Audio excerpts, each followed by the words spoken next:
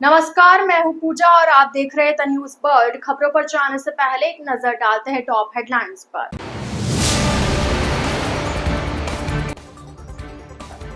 जोधपुर दौरे पर मुख्यमंत्री भजनलाल शर्मा, एयरपोर्ट पर हुआ भव्य स्वागत, कार्यकर्ताओं ने सौंपे ज्ञापन।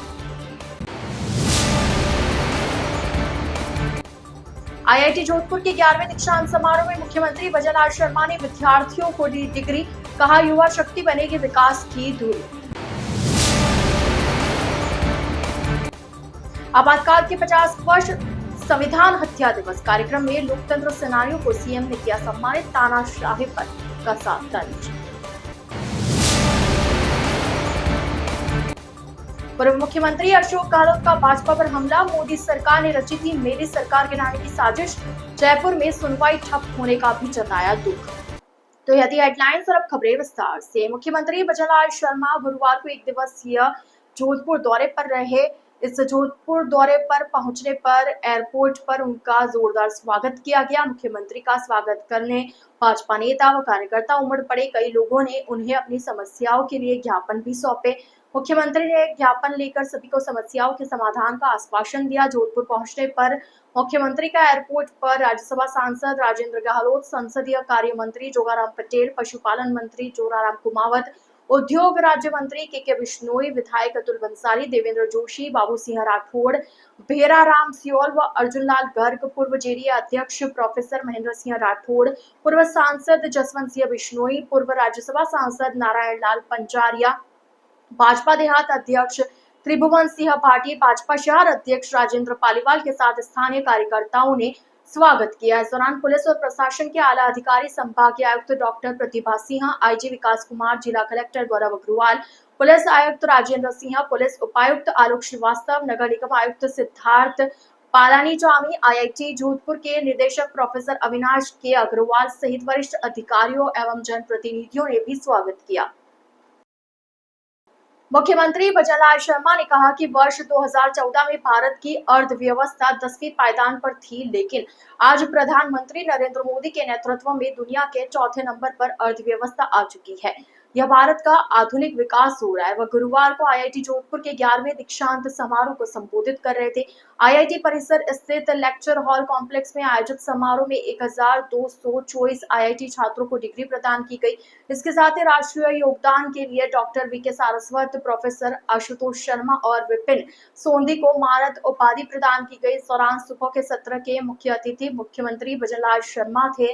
उन्होंने कहा कि आईआईटी जोधपुर शिक्षा का उच्च केंद्र है। यहाँ जो छात्र आज उपाधि ले रहे हैं वह कल भारत का भविष्य होंगे। ये समारोह भारत के वैज्ञानिक पुनः जागरण का ऐतिहासिक क्षण है।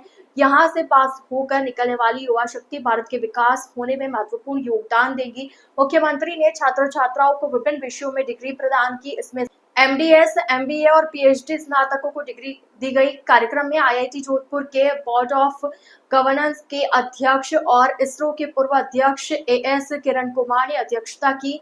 प्लाक्षा विश्वविद्यालय के कुलपति प्रोफेसर रुद्र प्रताप मुख्य अतिथि के रूप में उपस्थित रहे। आईआईटी जोधपुर के निदेशक प्रोफेसर अविनाश कुमार अग्रवाल ने संस्थान की वार्षिक रिपोर्ट प्रस्तुत की। समारोह 2 सत्रों में आयोजित किया गया। मुख्यमंत्री भजनलाल शर्मा स्नातक दीक्षांत समारोह के सुबह के सत्र के मुख्य अतिथि रहे। दोपहर के सत्र में इन्फोसिस के सह संस्थापक और प्रतीक्षा ट्रस्ट के मैनेजिंग ट्रस्टी क्रिस गोपाल कृष्णन और विश्वविद्यालय अनुदान आयोग के पूर्व अध्यक्ष प्रोफेसर एम जगदीश कुमार मुख्य अतिथि के रूप में शामिल रहे। दोनों सत्रों की अध्यक्षता आईआईटी जोधपुर के बोर्ड ऑफ गवर्नेंस के अध्यक्ष और इसरो के पूर्व अध्यक्ष एएस किरण कुमार ने की। आईआईटी के पूरे परिवार को कि उन्होंने एक शानदार, एक अच्छा कार्यक्रम रखा है। ये कार्यक्रम नहीं,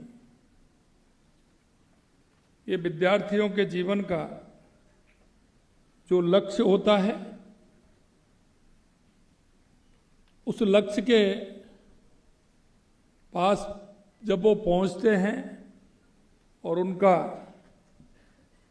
जिस आशा और विश्वास के साथ वो आईआईटी में आए हैं, वो आज का दिन होता है जो पूरा होता है। इसलिए उन सभी को मैं बहुत बहुत शुभकामनाएं देता हूं। परिवार का बहुत बड़ा दिन होता है। हर माता को, हर पिता को ये बहुत बड़ी आशा होती है, क्योंकि माता पिता जो सपने देखते हैं, और जब वो सपने देखते हैं और जब सपने पूरे होने होते हैं तो विद्यार्थियों को तो खुशी होती है, लेकिन उनके माता पिता की खुशी का एहसास आप नहीं कर सकते, वो माता पिता ही कर सकते हैं। मैं तो इतना कहूंगा कि थार की गोद में बसा जोधपुर सुंदर प्राकृतिक दृश्य प्रस्तुत करता है। शहर के चारों ओर फैले रेत के टीले, दूर दूर तक फैला मरुस्थलीय परिदृश्य इसकी एक अलग पहचान बनाता है। आप सब यहां से जाएंगे तो यहां के उम्मेद उद्यान, कायलाना झील और बाल समंद झील जैसे स्थल की हरियाली को जरूर याद करोगे। यही नहीं, आप जब यहां से जाओगे तो यहां के मिर्ची बड़े को जरूर याद करोगे।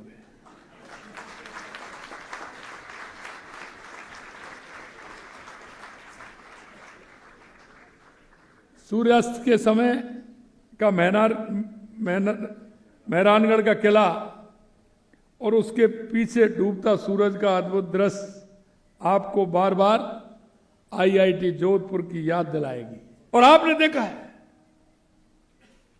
2014 से पहले हम 11वें पायदान में थे अर्थव्यवस्था में, धीरे धीरे हम 5वीं स्थान पर आ गए और आपने देखा है कि 3 महीने पहले हम दुनिया की 4थी अर्थव्यवस्था बने हैं। यह आपको प्रमाण है।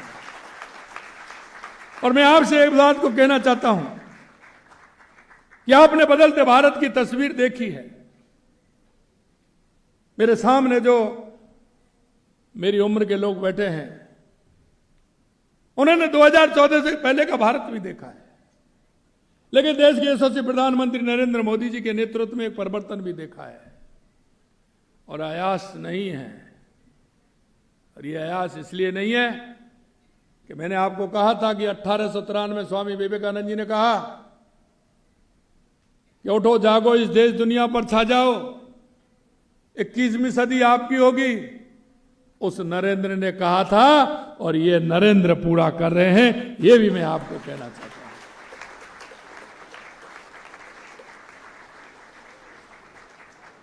इसलिए मित्रों, हमें राष्ट्र को समर्पित भाव से हमारे उस कौशल का दुनिया को दिखाना है, हमारे प्रदेश को, हमारे राष्ट्र को मजबूत करना है।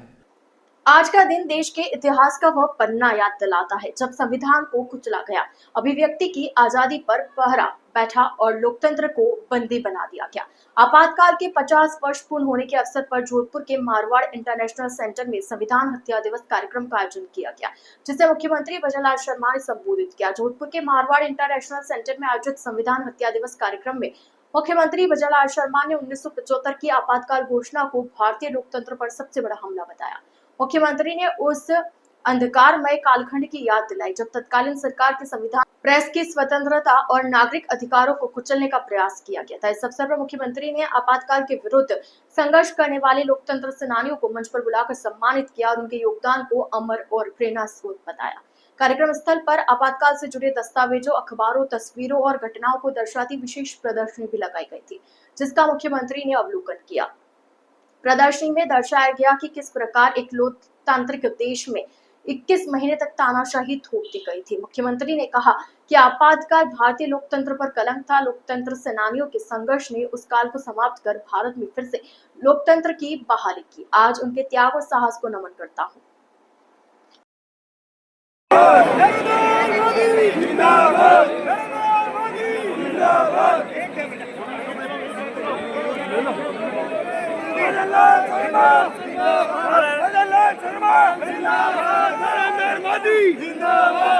क्या डर था? उनको भी जेलों में डाल दिया, उनकी प्रेस पर भी अंकुश लगा दिया।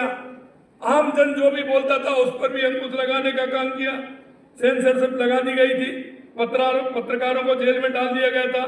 मीसा, DIR जैसे काले कानून के जरिए 1 लाख से अधिक नागरिकों को बिना किसी मुकदमे के जेलों में ठूस दिया। इसमें जयप्रकाश नारायण, अटल बिहारी वाजपेयी, लाल कृष्ण आडवाणी, मुरली मनोहर जोशी, राजनाथ सिंह जी जैसे तमाम हमारे नेता थे जिनको जेल में डाल दिया गया था। यही नहीं, विरोधियों को जेल में मानसिक शारीरिक यातनाएं भी दी गई थी। ये तो ये बता सकते किस तरह की इनसे व्यवहार किया गया, सिर्फ एक भारत मां का नारा देने के ऊपर। उन्होंने कौन सा ऐसा जुर्म किया था जो उनके अंदर इस तरह की आपने यातना देने की काम सरकार ने किया था। यातना ये भी, किसी को दवा की जरूरत होती थी तो दवा भी उनको नहीं मिलती थी। भोजन भी कहने लगे 1 टाइम करिए। क्या स्थिति हुई होगी।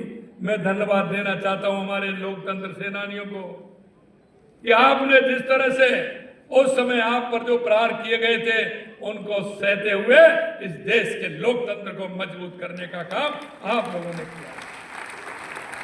राजस्थान में भैरव सिंह जी शेखावत साहब, श्री जगदीश प्रसाद जी महतो, सतीश जी अग्रवाल और हमारे जोधपुर वाले राजेंद्र गहलोत जी तो हैं। लोग कहते हैं कि कोई इनको इतनी यातनाएं दी थी, इनके शरीर पर इतनी चोट थी कि कोई गिन नहीं सकता था। इस तरह का आलम उन्होंने किया। मैं आपसे इतना कहना चाहता हूं, लेकिन मैं धन्यवाद भी देना चाहता हूं हमारे उन संगठनों को जो राष्ट्रवादी संगठन है। RSS, जनसंघ, ABVP के कई संगठन प्रतिबंध लगा, उन पर प्रतिबंध भी लगा दिया, लेकिन उन्होंने फिर भी अंडरग्राउंड रह करके काम किया। हमारे देश के यशस्वी प्रधानमंत्री नरेंद्र मोदी जी ने पूरे देश के अंदर ये अभियान चलाने का काम किया था। ये देश की जनता हर गलती का जवाब मांगती है और हर गलती का जवाब देना पड़ेगा। मैं आपसे कहना चाहता हूं, आपने जिस तरह से लोकतंत्र के इन प्रहरियों को रोंदने का काम किया, हमने जब हमारी सरकार थी माननीय वसुंधरा जी की, क्योंकि इनकी भरपाई कोई नहीं कर सकता, हमने सिर्फ सम्मान देना चाहा और हमने सम्मान दिया हमारे लोकतंत्र सेनानियों को, क्योंकि उनकी स्थिति जिस तरह से की थी कांग्रेस ने, और जैसे ही हमारी सरकार गई, कांग्रेस की सरकार ने आते ही उनका सम्मान भी बंद कर दिया, सम्मान भी बंद कर दिया। अरे आपको ये तो लगना चाहिए था, आप गलती भी मान रहे। मैं सुन रहा था गलती भी मान रहे हैं, जो उस समय गलती की थी। अरे गलती की थी तो फिर हमने उन लोकतंत्र सेनानियों को सम्मान दिया हमारी सरकार ने, आपने उसको क्यों खत्म कर दिया? आपने उनको क्यों खत्म कर दिया? हमारी सरकार आते ही हमने लोकतंत्र सेनानियों को फिर से सम्मान देने का काम किया। से कब आएंगे? उनकी शादियां छूट गई थी। अरे ये कोई भूलने वाला विषय है क्या? ये कोई भूलने वाला विषय है क्या? जिसकी फटी नहीं बेवाई वो क्या जाने पीर पर आई। गहलोत साहब, जब पता लगता आपका, जब कोई परिवार में से बंद होता और कोई इस तरह की घटना हो जाती, आपको ये साधारण लगता है? आप इसे साधारण कहते हैं?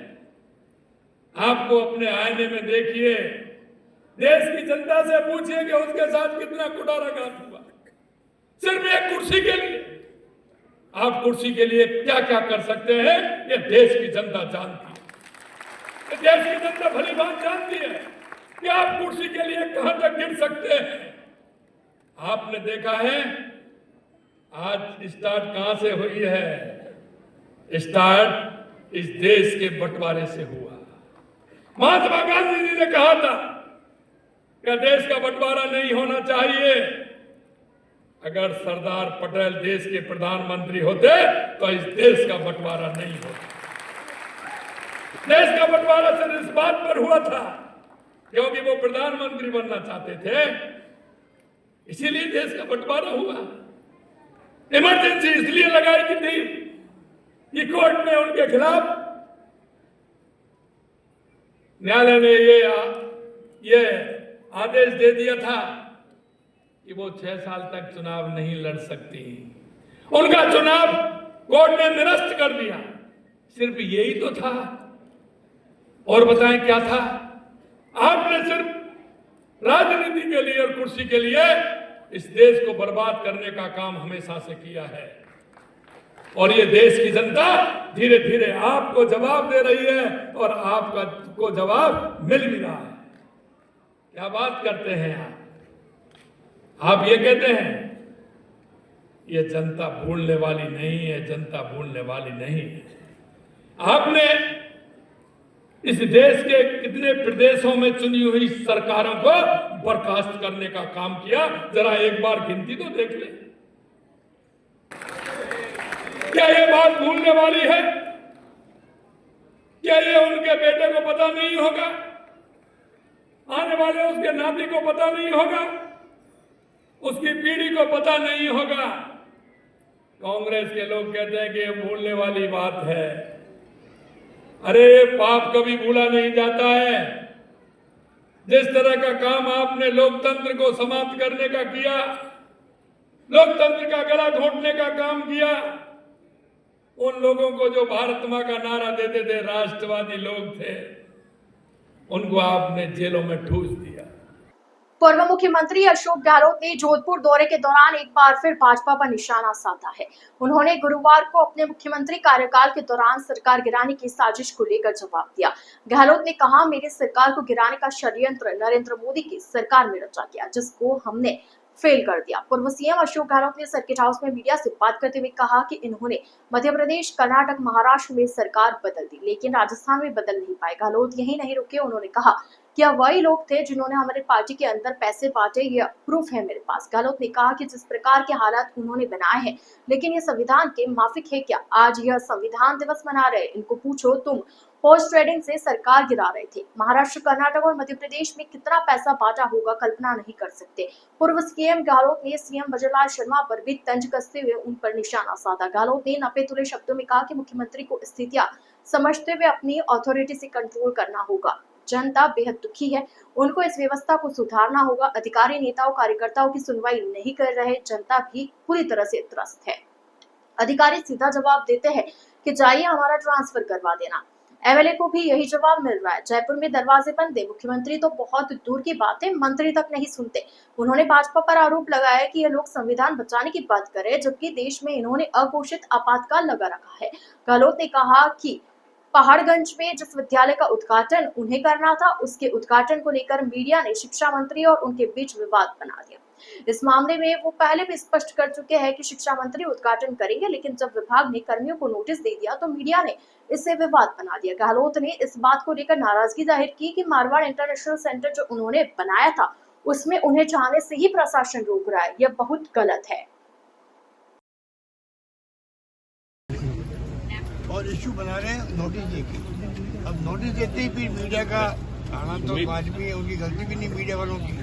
अगर कोई नोटिस देगा प्रिंसिपल को या प्रिंसिपल को तो न्यूज बन जाती मीडिया को, तो मैं समझ सकता हूँ। बाकी कोई आमने सामने वाली बात है ही नहीं। सरकार होती है, वो नहीं चाहती कि मैं उद्घाटन करूँ, तो मुझे एतराज भी नहीं है। मुझे क्या एतराज है भाई?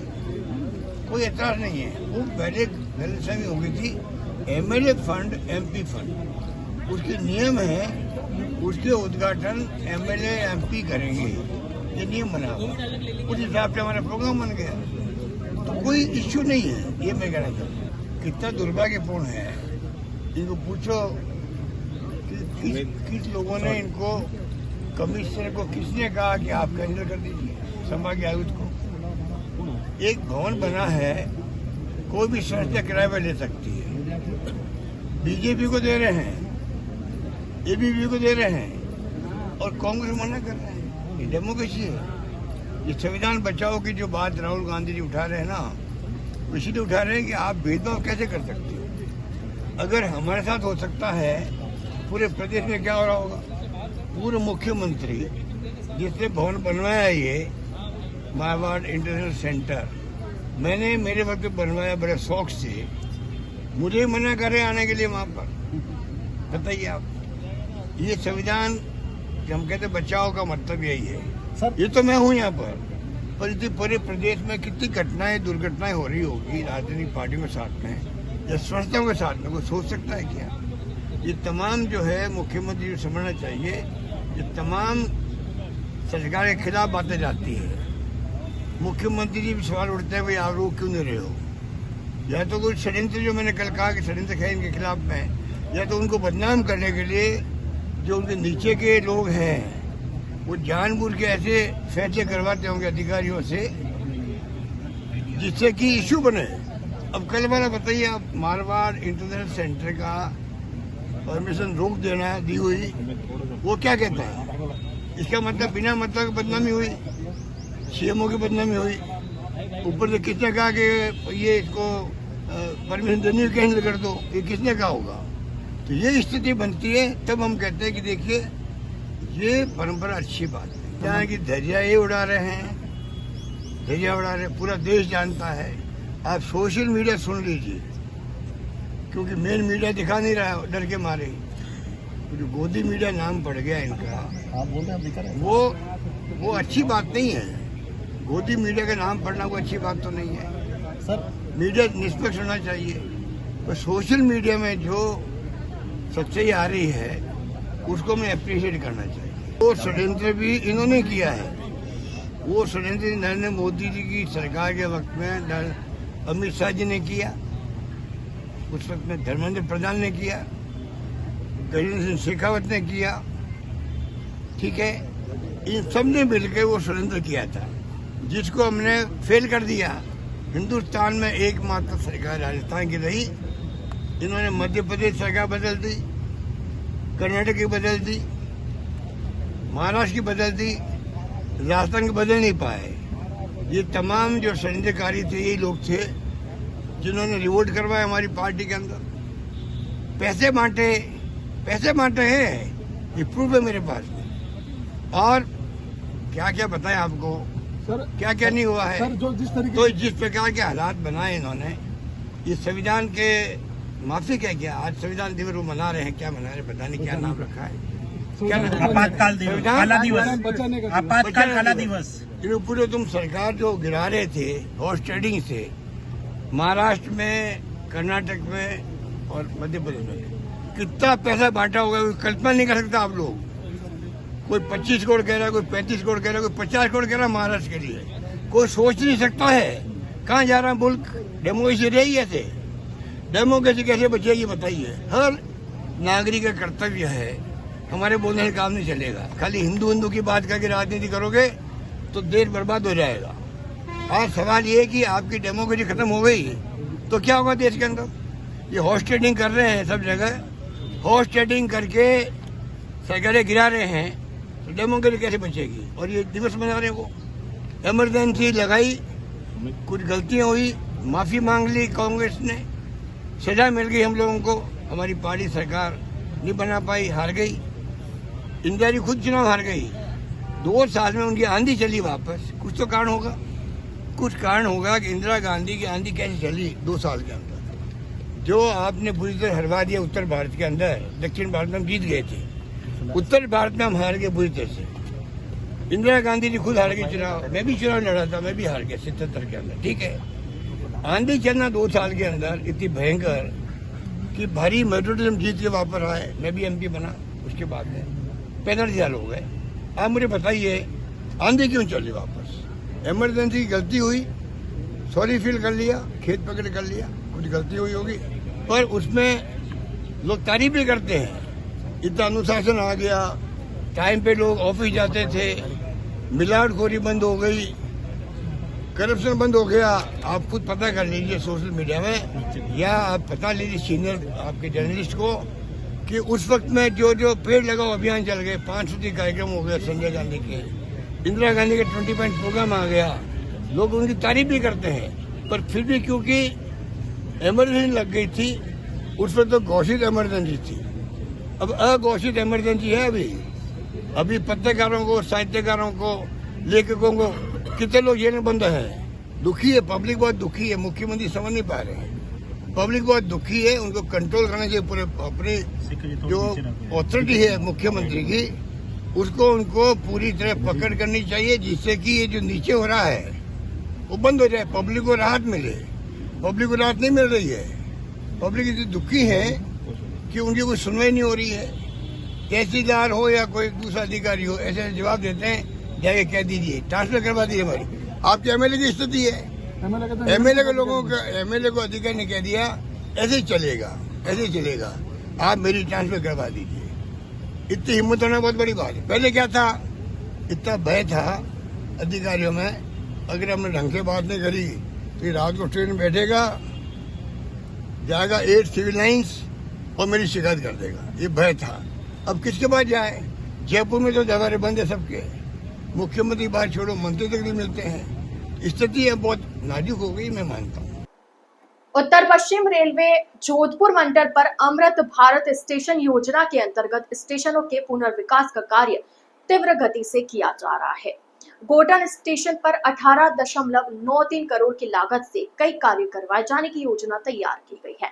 मंडल रेल प्रबंधक अनुराग त्रिपाठी ने बताया कि पुनर्विकसित गोटन स्टेशन पर नई अत्याधुनिक यात्री सुविधाओं तथा मौजूदा सुविधाओं के अपग्रेडेशन से यात्रियों को बेहतर और उत्कृष्ट सुविधाएं प्रदान की जाएगी। स्टेशन पर नई बिल्डिंग में विशिष्ट अतिथि कक्ष, स्टेशन अधीक्षक, नए वेटिंग हॉल, बुकिंग कार्यालय, पोर्च, नए शौचालय इत्यादि का पूरा कार्य किया जा रहा है। साथ ही नए पार्सल, इलेक्ट्रिक रूम इत्यादि भवनों का कार्य तीव्र गति से किया जा रहा है। इस निर्माण कार्य के तहत स्टेशन पर प्लेटफॉर्म नंबर 1 व 2 पर प्लेटफॉर्म शेल्टर का भी कार्य प्रगति पर है। इसके साथ ही 12 मीटर चौड़े एफओबी का कार्य भी तेज गति से जारी है।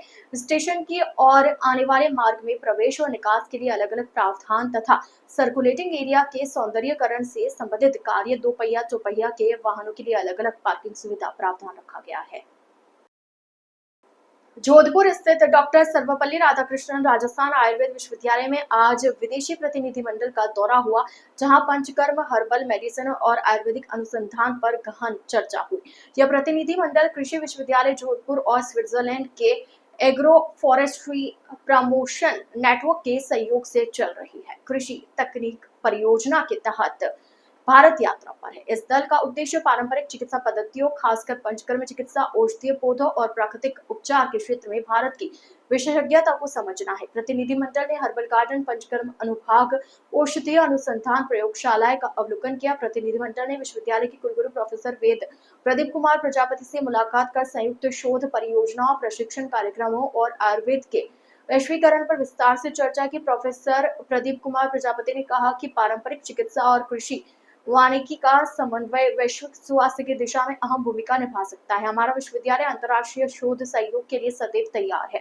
भारतीय आयुर्वेद को वैश्विक मंच पर ले जाने की दिशा में जोधपुर का यह दौरा मील का पत्थर साबित हो सकता है। यह सहयोग अनुसंधान, नवाचार और पारंपरिक चिकित्सा के विस्तार में नई दिशा देगा। द न्यूज बर्ड के इस बुलेटिन में फिलहाल वक्त तो चला एक छोटे से ब्रेक का। ब्रेक के बाद जल्द हाजिर होंगे, आप बने रहिए द न्यूज बर्ड के साथ।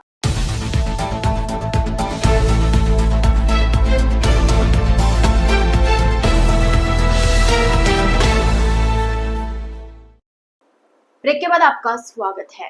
पूर्व मुख्यमंत्री एवं सरदारपुरा विधायक अशोक गहलोत ने जोधपुर दौरे के दौरान अपने कार्यकाल में प्रारंभ की गई विभिन्न विकास परियोजनाओं का स्थलीय निरीक्षण किया। उन्होंने इन कार्यों की प्रगति, गुणवत्ता, संचालन व्यवस्था तथा जन सुविधा से जुड़ी उपलब्धताओं का आकलन कर संबंधित अधिकारियों को आवश्यक दिशा निर्देश भी दिए। गहलोत कनीराम सालग्राम टाक प्रशिक्षण केंद्र पहुंचे, जहां उन्होंने प्रशिक्षण केंद्र में संचालित विभिन्न कौशल विकास कार्यक्रमों की जानकारी ली और कहा कि युवाओं को स्वरोजगार के लिए प्रशिक्षित करना राज्य की प्राथमिकता रही है।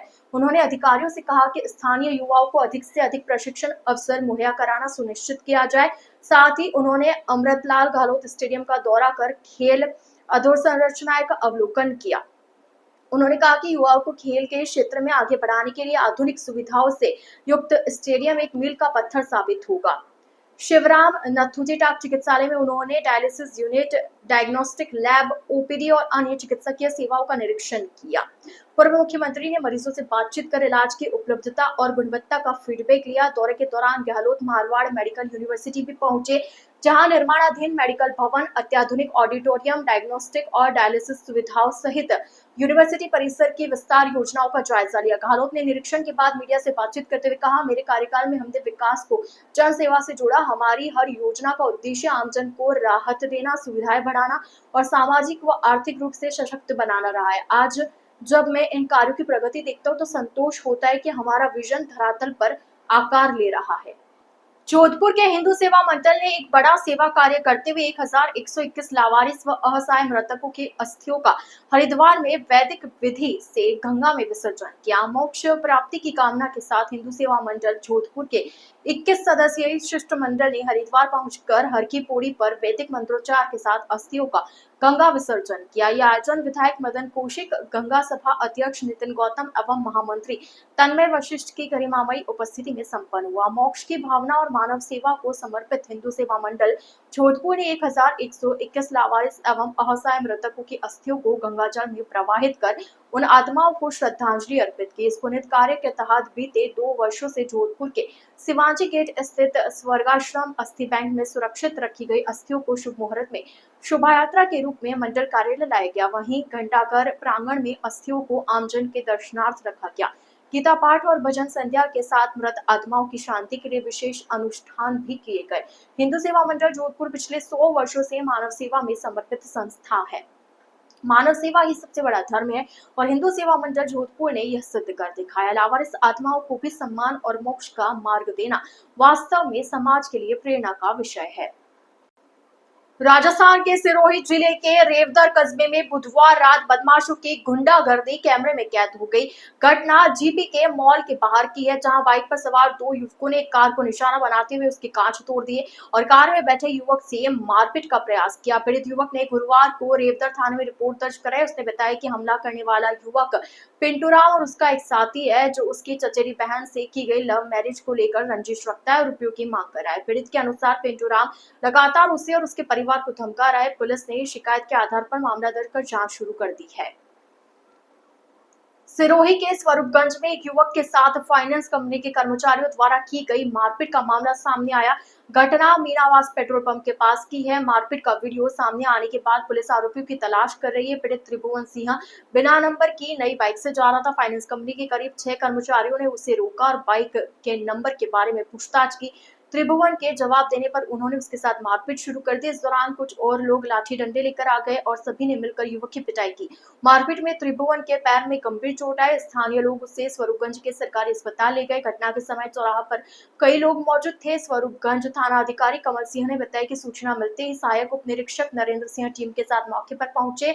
तब तक सभी आरोपी फरार हो चुके थे। पुलिस आसपास लगे सीसीटीवी कैमरों की फुटेज के आधार पर आरोपियों की पहचान और तलाश कर रही है।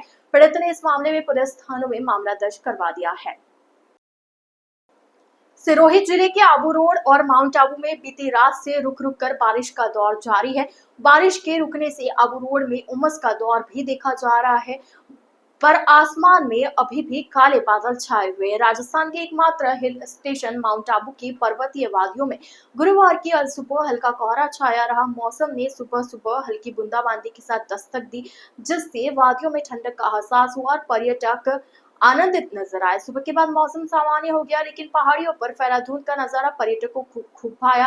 मौसम विभाग के अनुसार बीते 24 घंटे में 2 मिलीमीटर वर्षा दर्ज की गई। इस दौरान अधिकतम तापमान 25 डिग्री सेल्सियस और न्यूनतम तापमान 18.4 डिग्री सेल्सियस रिकॉर्ड किया गया। गौरतलब है कि वर्तमान मानसून सत्र में माउंट आबू में अब तक कुल 272 मिलीमीटर वर्षा दर्ज की जा चुकी है, जिससे क्षेत्र में हरियाली बढ़ी है और जल स्रोतों में भी वृद्धि देखने को मिल रही है।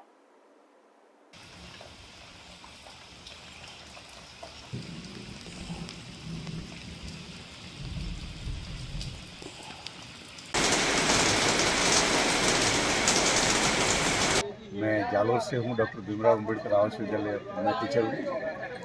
आपको माउंट आबू का मौसम कैसा लग रहा है? बहुत सुहावना मौसम है सर। जालोर में 45 डिग्री और माउंट आबू में भी 18 डिग्री के मौसम को आप कैसे आनंद ले रहे हैं?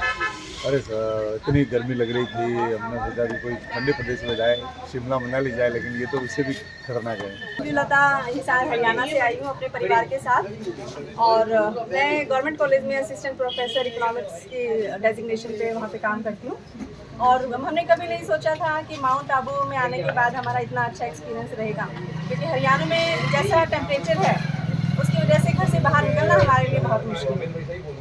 और यहाँ आने के बाद ऐसे लगता है जैसे हमारी हिमाचल की वादियों में हम पहुँच गए हैं। बड़ी शानदार हमारा एक्सपीरियंस रहा है। से आए हुए हैं, हमारे यहाँ 2 दिन का ट्रिप का प्लानिंग था। जैसे हमने 1 वीक पहले से प्लान किया हुआ था, तब हमको पता नहीं था कि पहले यहाँ पे ऐसा वेदर होगा और इतनी ठंड होगी यहाँ पे। तो हमने सोचा कि चलो यहाँ पे इतनी गर्मी है, माउंट आबू पे चलते 2 दिन रुकते और एंजॉय करेंगे थोड़ा बहुत। यहाँ वहाँ पे थोड़ा ठंडक होगी। तो यहाँ पे आए तो अचानक सडनली ऐसा एटमॉस्फेयर था कि बहुत ज़्यादा ठंड थी और बहुत ज़्यादा एटमॉस्फेयर, इतना खूबसूरत एटमॉस्फेयर हो गया कि हमने सोचा नहीं था। द न्यूज़ बर्ड के इस बुलेटिन में फिलहाल के लिए इतना ही। आइए चलते चलते एक बार फिर नजर डालते हैं आज की टॉप हेडलाइंस पर। जोधपुर दौरे पर मुख्यमंत्री भजनलाल शर्मा, एयरपोर्ट पर हुआ भव्य स्वागत, कार्यकर्ताओं ने सौंपे ज्ञापन। आईआईटी जोधपुर के 11वें दीक्षांत समारोह में मुख्यमंत्री भजनलाल शर्मा ने विद्यार्थियों को दी डिग्री, कहा युवा शक्ति बनेगी विकास की धुरी। आपातकाल के 50 वर्ष संविधान हत्या दिवस कार्यक्रम में लोकतंत्र सेनानियों को सीएम ने किया सम्मानित, तानाशाही पर कसा तंज। पूर्व मुख्यमंत्री अशोक गहलोत का भाजपा पर हमला, मोदी सरकार ने रची थी मेरी सरकार गिराने की साजिश, जयपुर में सुनवाई ठप होने का भी जताया दुख। तो अब दीजिए इजाजत पूजा को और आप इसी तरह बने रहिए द न्यूज़ बर्ड के साथ। नमस्कार।